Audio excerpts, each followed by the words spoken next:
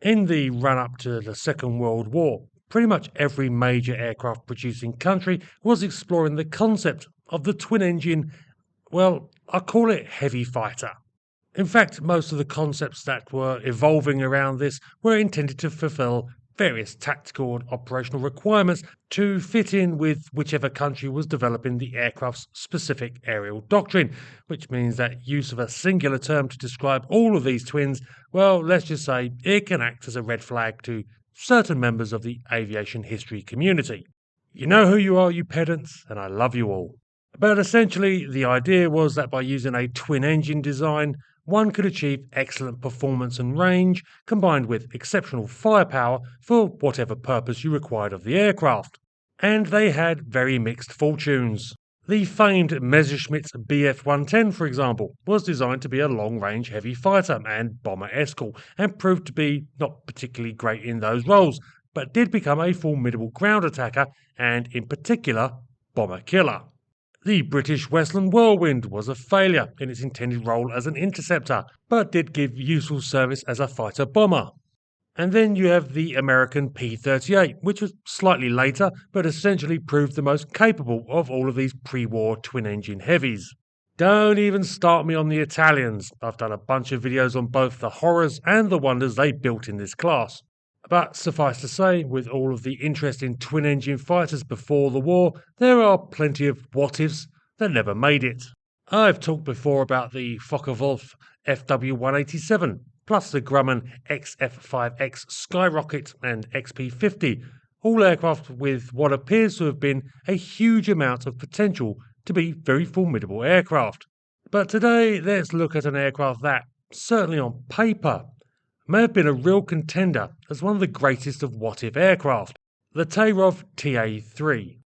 If you've never heard of Tairov, and I apologise if I'm saying his name wrong, I'm not really surprised as his career was tragically curtailed, but I'll get to that shortly.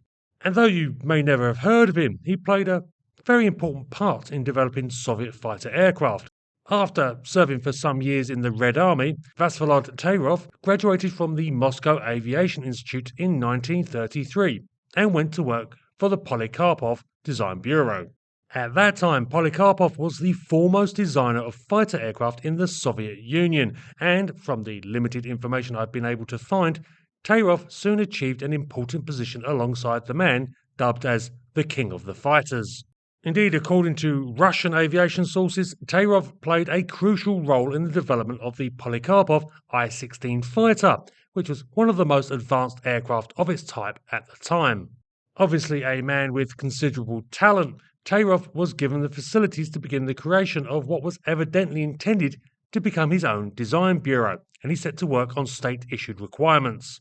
In 1935, he began the development of his first aircraft, a 6-seat passenger aeroplane that was to be of all wooden construction but with fully modern amenities such as night flying instruments, full soundproofing, and a heated cabin. This was completed in 1937, and though it never went into production, it apparently was an excellent aircraft. In 1938, Tairov moved on to his first military project, a demand for a two-engined heavily armed aircraft. The specific role that the aircraft was required for seems to have been a matter of debate, but it seems the idea initially was for an escort fighter for bombers. However, when Tairov put forward his design proposal in late 1938, the requirement was switched up for an aircraft to act as both a heavy fighter to shred enemy fighters and an armoured ground attacker, with a principal target being tanks. Quite a lot in all of that. Basically, the Soviet command wanted something that combined the attributes of the A-10 and the F-15 Eagle. In other words, generally incompatible requirements. But despite this, it sounds like Tairov almost managed to pull it off. Designated as the OK-06, the aircraft first flew in January 1940, less than a year from authorization being given to proceed with the design. It was certainly impressive. With a wingspan about the same as a Hawker Hurricane, the OK-06 had an extremely slim fuselage and was built with a steel wing spar and an aluminium-skinned semi-monocoque structure, with the tail constructed out of wood. Power plant was two Termansky M88 radials, which each produced 1,000 horsepower, with propellers that rotated in opposite directions to counter engine torque. Armament was particularly impressive, being composed of four 20mm Shvak cannon in the aircraft's belly. But of particular interest was the aircraft's comparatively heavy protection. Though other designers in the Soviet Union and abroad were coming around to the necessity of adding protective armour and features on their aircraft, Tairov seems to have understood the necessity even before the brutal lessons of combat during the war had really had a proper chance to sink in. Maybe this was from reviewing data from the I-16's combat performance in Spain and Mongolia, an aircraft that, as said, he had a deep connection to. But whatever the reason, Tairov didn't mess around with the OK-06. The aircraft had an 8mm armour plate in front of the pilot, with 13mm behind him and another 5mm along the cockpit floor, while the sides of the cockpit had 12mm of aluminium alloy to protect the pilot from glancing fire. In addition, the front windscreen was made of 45mm thick armoured glass. Tairov also took measures to protect the fuel tanks, and all in all, the OK-06 was tough and very well armed. In spite of all of this, it was also apparently fast, with Russian sources stating it demonstrated a top speed of 352 miles per hour. However, flight tests did reveal some issues. The short airframe and standard style tail created handling issues, particularly in climbs and turns, as well as the aircraft having undesirable quirks in landing and takeoff. The engines also proved to have reliability issues. Tairov was told to go back and fix these, which he promptly did by lengthening the fuselage and altering the tail to a twin-fin setup, as well as fitting newer model 88R engines, which both ran in a left-hand rotation. The new aircraft, designated initially as the OK-06 bis and then the Ta-1, also added additional armament in the shape of two Shkas rifle-caliber machine guns in the upper nose.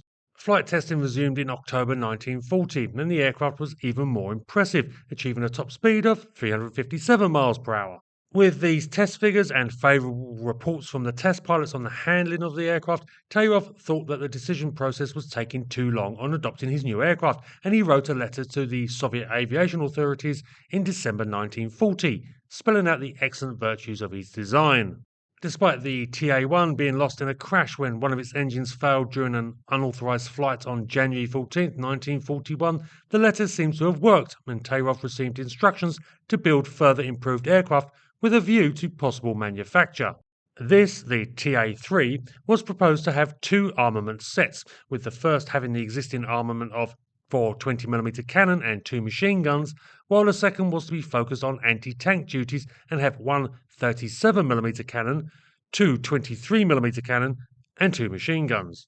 It also had an enlarged wing and different engines from the now lackluster M88s, with the request being that the new aircraft fit either the M89 that was under development and which produced 1,300 horsepower, or else the Shvetsov M82, which had entered production the year before and which could produce 1,600 horsepower.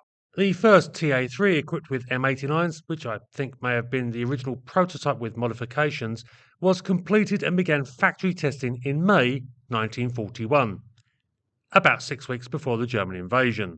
Naturally, this caused some disruption to Soviet aircraft design and planning. What with the rapid destruction of a considerable part of the Soviet Air Force in a matter of weeks, and the need to start shifting entire production lines far to the east to escape the blitzkrieg. But Tairov continued to lobby hard for his aircraft to get into production as quickly as possible, and he had the figures to back up his demands. His pilots reported that the Ta-3 had excellent handling and a top speed of 360 miles per hour. With its good speed and range, manoeuvrability, heavy firepower and protection, the Ta-3 really did look to have it all. The only questionable aspect, the Termansky M89 engine, had been recognised right from the beginning as a weak choice by Tairov, and he deliberately designed the aircraft with the intention of utilising the M82, something that he iterated clearly in his communiques to the Soviet Air Ministry. He was absolutely right here too, as the M89 would ultimately fail, while the M82 would go on to become a standard engine in Soviet aircraft throughout the war. I mean, there would have to be a pretty serious catastrophe for the Tairov Ta-3 to not have become a standard aircraft with the Soviet Air Force, right? Unfortunately, there was, and it's the same reason that you've probably never heard of Tairov. In October 1941, Tairov was on an aircraft taking technical personnel from Moscow to Kubyshev, far to the east, where he had requested serial production of his new aircraft be undertaken at one of the factories relocated there. The plane he was travelling on crashed, and Tairov was killed. Without him, the development of the Ta-3 slowed to a crawl. In May 1942, his remaining staff were able to present the Ta-3 BIS to the Air Ministry for assessment. This features some additional changes to the wings and the M89 engine. But without Tairov, there was apparently no stomach for the design, and with more than enough other problems to deal with, after a brief test flight series, the Ta-3 was cancelled and the remains of his embryonic design bureau assigned to other factories. And so the Ta-3 passed into history. On paper at least, it looked to tick just about every box going, and you have to wonder what may have happened had Tairov not met his premature end. It may well be that the Ta-3 would have suddenly displayed some awful trait that wouldn't reveal itself until it got into service, something that has bedeviled plenty of other aircraft that looked to have it all, but turned out to be lemons. But given the apparent genius for design that Tairov had displayed, as well as the foresight he showed in creating an aircraft that at least matched and often exceeded all of its rivals at the time in almost every measure, as well as the fact that he had planned into the design solutions to problems he anticipated with power plants and weaponry, well, you have to wonder if perhaps the Tairov Ta-3 may well have had the potential to have become an absolute legend of an aircraft.